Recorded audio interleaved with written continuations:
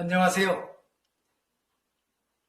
이병두의 근현대 불교사 120장면 37번째 순서. 1966년 2월 동국대학교에서 첫 종비생이 졸업한 이야기입니다.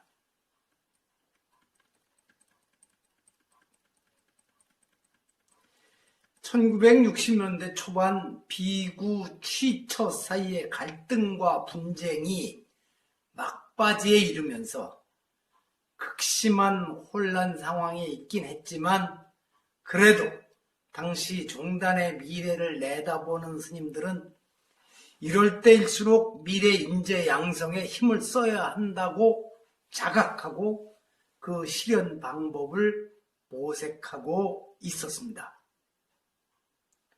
세속에서 훌륭한 정치 지도자들이라면 전쟁 중에도 장교 양성을 게을리하지 않는 것과 같은 생각이었을 것입니다.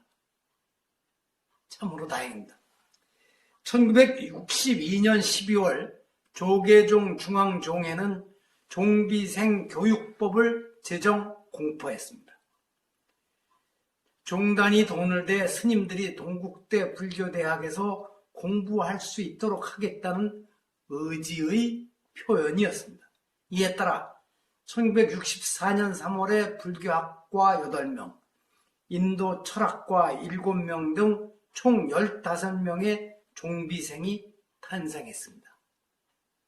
월정사 주지와 동국대 이사장을 역임한 현해 스님을 비롯하여 언론의원을 지낸 월탄 스님, 종회의장을 지낸 지하 스님, 동국대 이사장을 지낸 자광 스님 등 제1기 종비생들은 어려운 상황에서도 현대 교육을 받게 해준 종단 어른들의 뜻을 받들어 학업과 불교 발전에 크게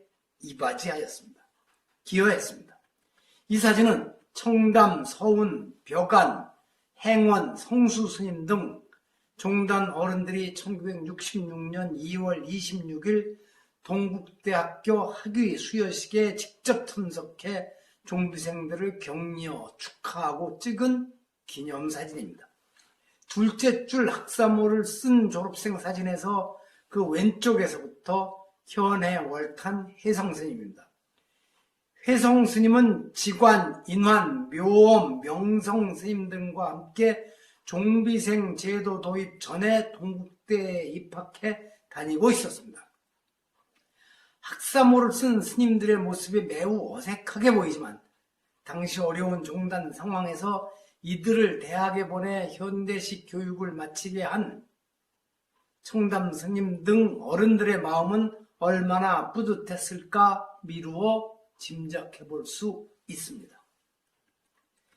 1922년 말 종비생 교육법이 통과되긴 하였지만 지지부진하며 현실화되지 못하고 있었습니다.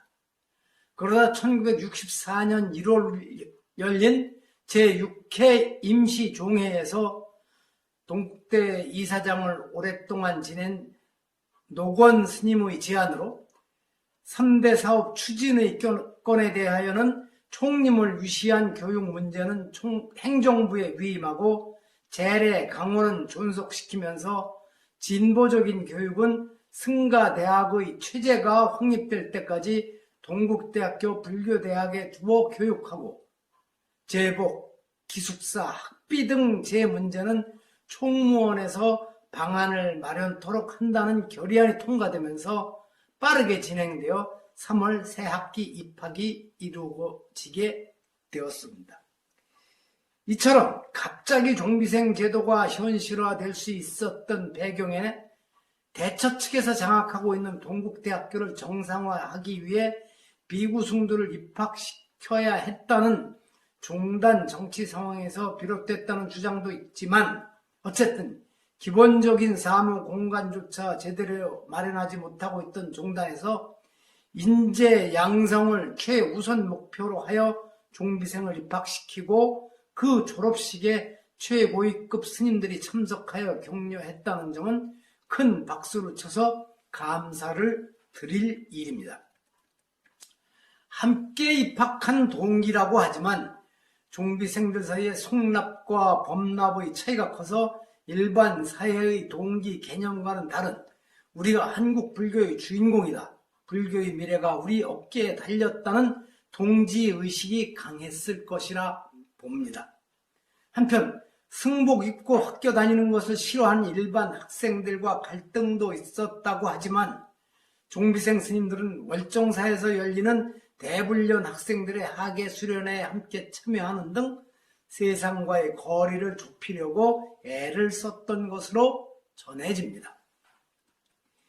이 월정사 수련회에서 앞으로 스님들도 영어를 배워 세계로 나가야 한다는 취지로 종비생 스님들을 대상으로 한 영어 강좌가 있었는데 영어도 유붕이 자원 방래하니 이런 식으로 현토를 붙여 읽는 스님들이 있어서 당시 강의를 진행하던 서경수 교수가 화를 내며 더 이상 못하겠다면서 짐을 쌌다가 풀고 다시 강의를 이어갔다는 재미있는 일화도 있습니다.